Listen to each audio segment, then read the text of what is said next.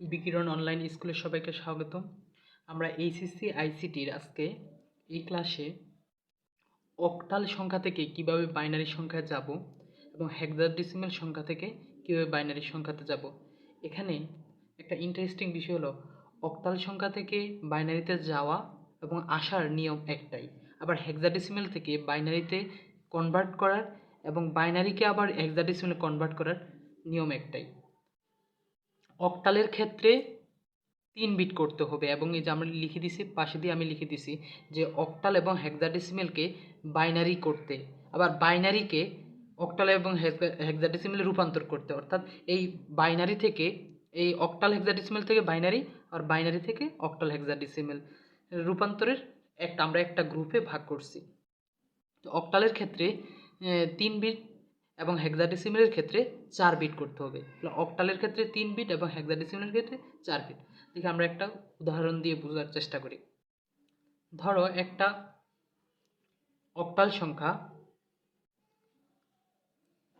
27, এটা একটা অক্টাল সংখ্যা। এটাকে আমরা কনভার্ট করব কিসে? এটাকে আমরা কনভার্ট করব বাইনারিতে। তো বাইনারির বেস কত? 2। আমরা এখানে 2 লিখলাম, ঠিক আছে। আমরা এটাকে অক্টাল থেকে বাইনারিতে কনভার্ট করব।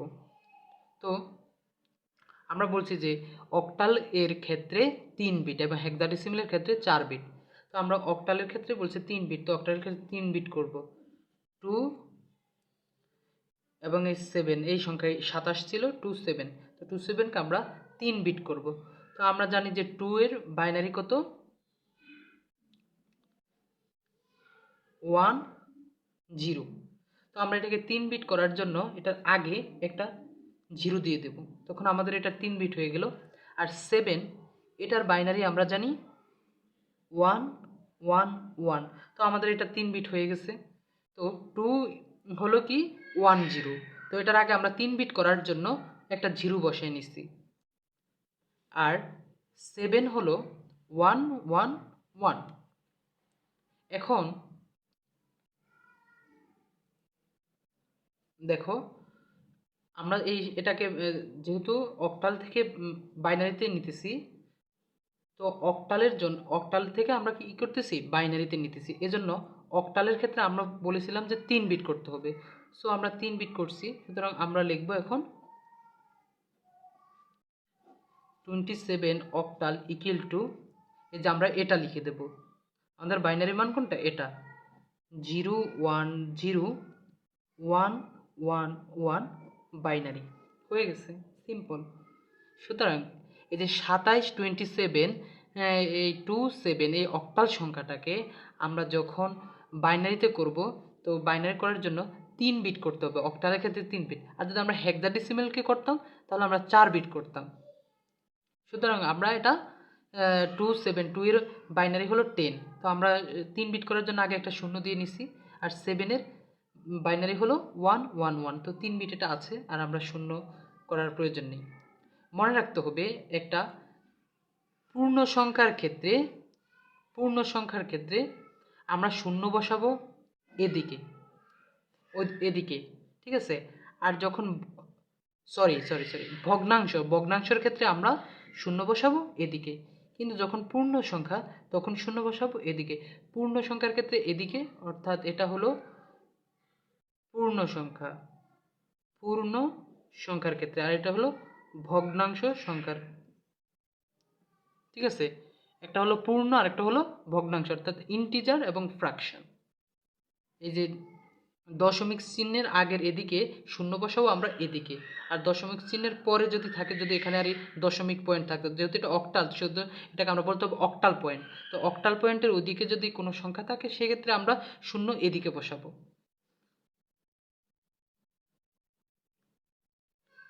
যেমন আমরা যদি এখানে দিতাম 0.3, ঠিক আছে, তো সেক্ষেত্রে আমাদের এখানে যে 0.3, তো আমাদের হতো 0.3 বাইনারি হলো 1 1।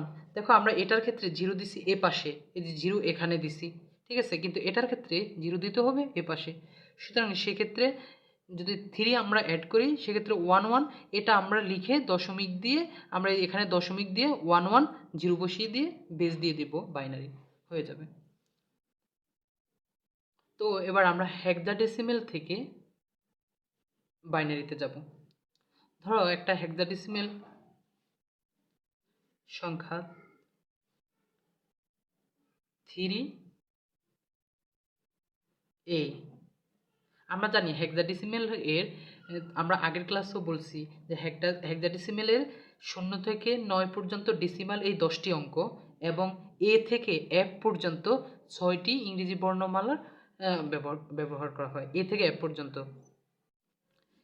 ঠিক আছে, এখন আমরা কি এই যে 3A, এটা হলো হেক্সাডেসিমেল, এটাকে আমরা কনভার্ট করব বাইনারিতে। কিসে কনভার্ট করব? বাইনারিতে।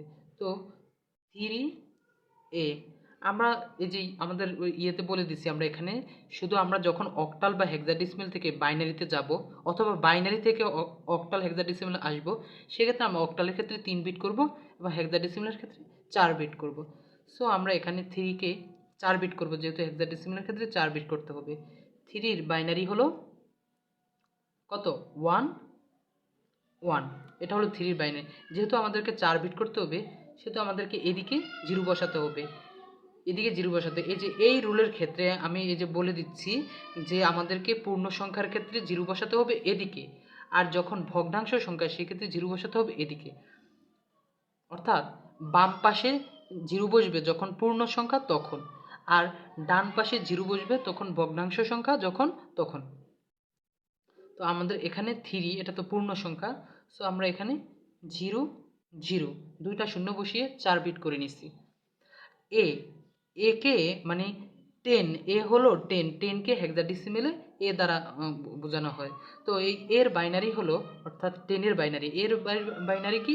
10 এর বাইনারি, 10 এর বাইনারি হলো 1 0 1 0। ঠিক আছে, সো এটাকেও আমাদের আর 4 বিট করার প্রয়োজন হয়নি, এটা 4 বিটই আছে। তো আমরা যখন এটাকে এই যে লিখে দেবো এভাবে 3A